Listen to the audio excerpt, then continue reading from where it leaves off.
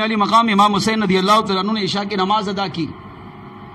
امام علی مقام امام حسین رضی اللہ تعالیٰ عنہ کے رفقاء آپ سے کتنی محبت کرتے تھے. آخری الفاظ بڑے دل سے سنیے. عشاء کی نماز میرے امام نے پڑھی, خطبہ دیا اور اپنے تمام رفقاء سے کہا میری طرف سے اجازت ہے, تم یہاں سے واپس مکے کی طرف چلے جاؤ. ہم بھی محبت کرتے ہیں امام حسین سے, ہم بھی اہل بیت سے محبت کرتے ہیں, تبھی یہاں جمع ہیں. مگر ان لوگوں نے بھی اہل بیت سے محبت کی. فرق دیکھیں کتنا ہے. رات کی تنہائی, یہی شب عاشوراء کی مبارک رات,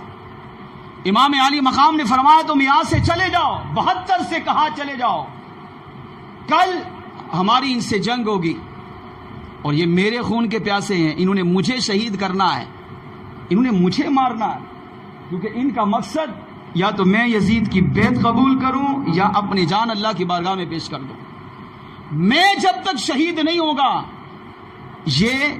اس وقت تک کسی کو بھی چھوڑیں گے نہیں, نقصان پہنچائیں گے. رات کی تاریکی ہے, سامنے 22,000 کا لشکر ہے, رات کا سناٹا ہے, تم پیچھے سے چلے جاؤ. ابھی سفر کرو گے تو صبح تک بہت دور نکل چکے ہوں گے اور آہستہ آہستہ مکے مدینے پہنچ جانا. مگر امام علی مقام امام حسین رضی اللہ تعالیٰ عنہ کے جو عاشق تھے, جو آپ کے صحابہ آپ کے ساتھ تھے, خدا کی قسم انہوں نے کمال کا بیان کیا. جن میں سے 2 صحابہ کی روایت سنیے. جب امام علی مقام امام حسین رضی اللہ تعالیٰ عنہ کو ہر ایک کا اختیار دیا, فرمایا تمہارے پاس تمہاری زندگی ہے, تم واپس چلے جاؤ, اپنے بیوی بچوں کے ساتھ رہو, اپنی زندگی کے بقیہ ایام گزارو. تو ایک صحابی کھڑے ہوئے اور انہوں نے بڑا ایمان افروز جملہ کہا اے میرے امام, آپ کہتے ہیں ہم یہاں سے آپ کو چھوڑ کر واپس چلے جائیں, واپس جا کر ہم کیا کریں گے؟ چلو کچھ دن زندہ رہیں گے, موت تو پھر بھی آنی ہے, موت تو برحق ہے, ہمیں مرنا تو ہے ہی, مگر ہم ایسی زندگی نہیں چاہتے جس میں آپ کی ذات مبارکہ موجود نہ ہو. ہم یہاں سے لوٹ بھی گئے تو چند سالوں کے بعد, چند مہینوں کے بعد, چند دنوں کے بعد موت پھر بھی آئے گی, مگر یہ چند مہینے, چند دن, چند سال آپ کے بغیر ہم اپنے بیوی بچوں کے ساتھ گزاریں. ہمیں ایسی زندگی نہیں چاہیے, ہمیں وہ زندگی اپنے رب سے چاہیے جس زندگی میں آپ کی ذات مبارکہ موجود ہو.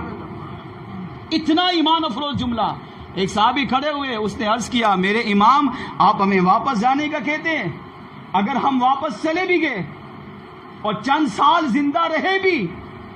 اور مرنے کے بعد ہم قبر میں پہنچیں گے, اور قبر میں آپ کے نانا نے اگر ہم سے پوچھا, آقا نے تو قبر میں دیدار کرانا ہی ہے,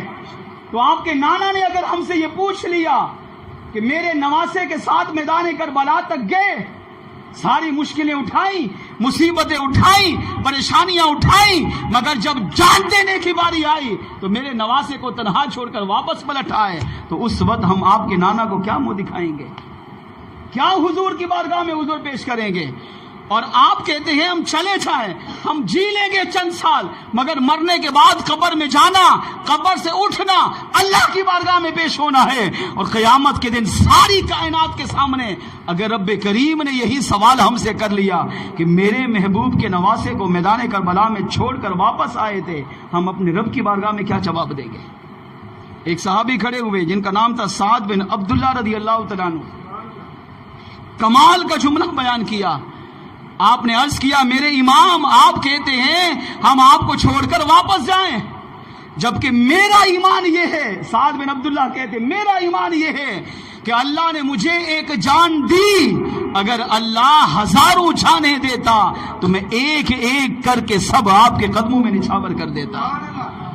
میرا ایمان یہ ہے, میں یہ چاہتا ہوں کہ میں ابھی زندہ ہوں, پھر میں آپ مروں, آپ کے قدموں میں نچھاور ہو جاؤں,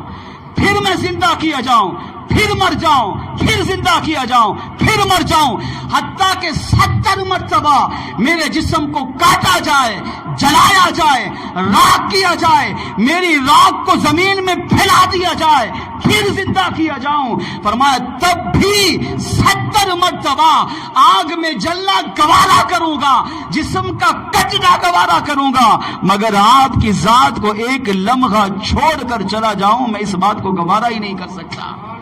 ایک اور صحابی حضرت ایک اور صحابی کھڑے ہوئے سیدنا زبیر بن قیس رضی اللہ تعالیٰ عنہ، آپ کھڑے ہوئے، آپ نے فرمایا میرے امام آپ ہمیں جانے کی بات کر رہے ہیں،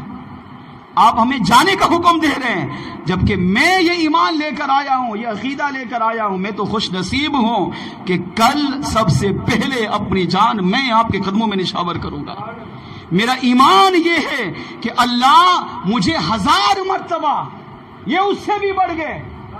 سعد بن عبداللہ نے کہا 70 مرتبہ کٹوں،